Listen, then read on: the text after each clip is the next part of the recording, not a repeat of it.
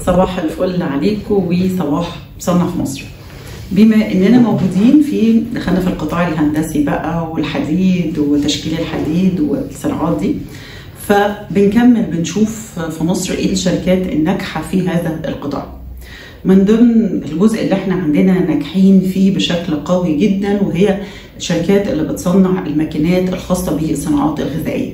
عشان كده الرقم بتاع الصناعات الغذائيه عندنا هو رقم حلو، بنعرف نبيع برقم حلو، عشان كمان عندنا الشركات اللي بتساعد المصانع اللي بتصنع الصناعات الغذائيه ان يبقى عندها مكن بسعر كويس. من ضمن الشركات اللي قدرت تعمل نجاح في القصه دي شركه مابين للصناعات الهندسيه.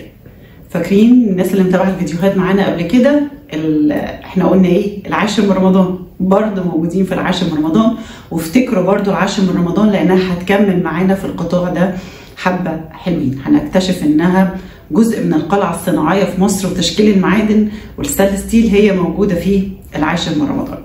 طيب الشركه دي بتعمل ايه؟ بتعمل جزء كبير جدا ان هي بتيجي تقول لك انت عايز تصنع ايه في الماكينات الخاصه بالصناعات الغذائيه في خطوط التعبئه والتغليف. عايز تعمله اوتوماتيك ولا نص اوتوماتيك؟ عايز تعمله شكاير ولا عايز تعمله باودر؟ عايز سائل ولا عايز الماكينات بتاعه الخلط؟ طب عايز التعبئه عامله ازاي؟ الكون بتاع الشوكولاته، السيور بتاعه النقل، البطاطس النص مقليه، انت عايز ايه بالظبط؟ انا معاك، هبتدي اشوف الجزء بتاعك بالظبط اللي انت محتاج فيه التعديلات، وابتدي ان انا اعمل لك الكستمايزيشن عليه. صباح الفل على الناس اللي بتوطن الصناعه في مصر، صباح الفل عليكم وصباح صنع في مصر.